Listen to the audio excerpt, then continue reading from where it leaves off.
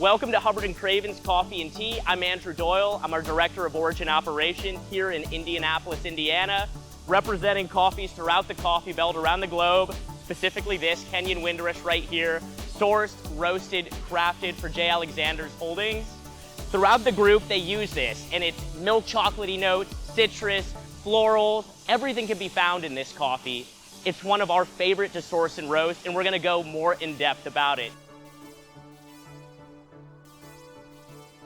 So before the coffee even arrives in the United States, we've done a pre-selection in Nairobi. So hundreds of coffees in front of us, just going through. Some of them may represent 50 kilos. Some of them might represent 150 kilos. And we're cupping through these, trying to find compatible lots that we can then source for J. Alexander's Holdings. This right here represents the culmination of months of work.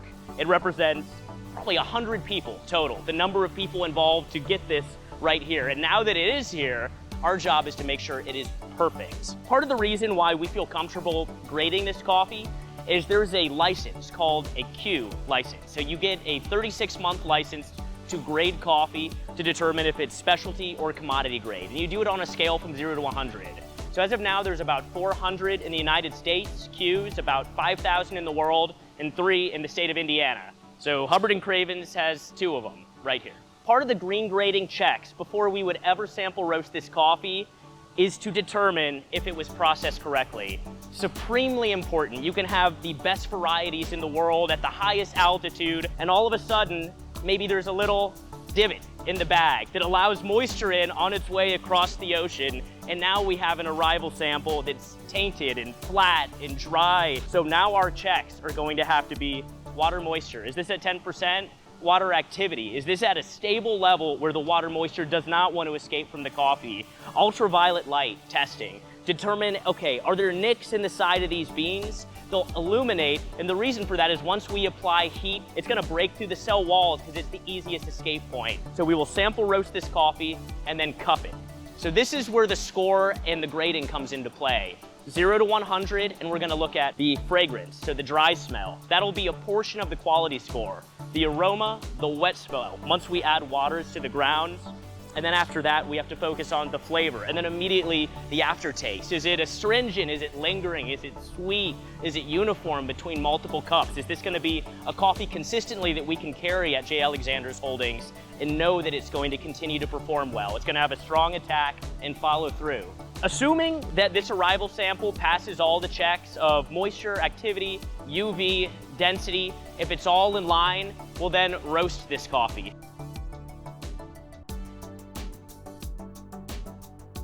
This is Drew Hubbard, Roastmaster Extraordinaire, and yes, Hubbard & Cravens, popping open a Kenyan Windrush coffee for J. Alexander's Holdings. As you can see, it's going down into an elevator where it's gonna be taken up in about 4 to 5 minutes into a drum. So that's a 60-kilo bag, so we've just loaded 120 kilos into the elevator system. It's gonna take it up into this hopper up top, where it's then going to go into a charging drum, and then after that, into a cooling tray. So we've got our pilot going, and we're about to get full burner. So our goal is to get this coffee up to about 390, 380 degrees as a final temperature. So the beans on the inside right now are actually causing the temperature to go down because it's absorbing all the heat energy, and then in about a minute, we're gonna hit something called the delta point or the turnaround point. It's when all of a sudden they start expelling heat energy as well. And then in about 4 minutes, we're gonna start seeing like yellowing on it. So we've gone from green to yellow to like kind of light hues of brown as well. And that's when we enter the Maillard reaction, when we start caramelizing, kind of the same way you would a steak. At that point, you'll hear cracks, like little cracks almost like popcorn. It's called first crack, literally. And that's when like development starts to occur. So you'll have cracks, like tiny little pops in the beans. And then at that point, we probably have 2 minutes or so left. In case you haven't noticed, all of us are sweating a little bit. So it is 96 degrees inside of this roastery. These machines generate a ton of heat. We have an afterburner above us as well. It's hot to work in coffee, man. Essentially, he's accessing beans that are inside the drum, taking measurements, visually smelling it as well, trying to figure out what stage in the roasting process he's in right now. It's a lot of heat energy on the inside, so we use something called a quench. We'll pump 5 gallons, like a jet spray, like right into it, and it'll evaporate in like half a second. But that heat transfer all of a sudden has caused the coffee to decelerate and roast, so we don't miss our end color target and our end roast time.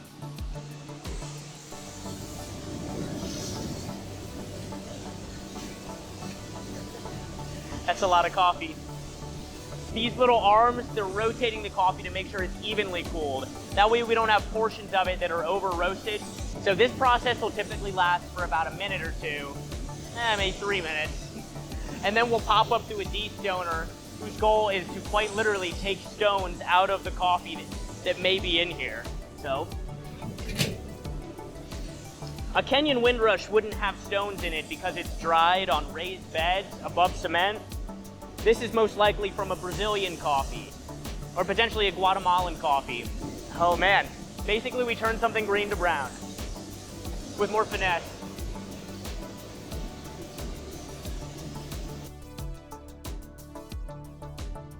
How do we do it, and how do we make the coffee taste good for 80, 90 days? How do we make it taste the same as if it was just roasted? Answer is nitrogen.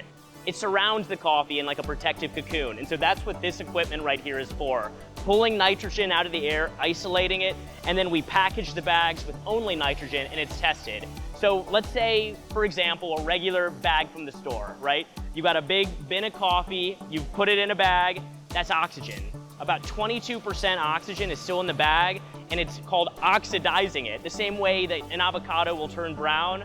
Imagine that happening on a molecular level in the coffee, just eating away at any type of freshness that might be there. So it stales in about 2 weeks if stored in that type of environment. In nitrogen though, without any access to like outside oxygen, it'll last 90 days. This is called a Fresco machine, only one in the Midwest.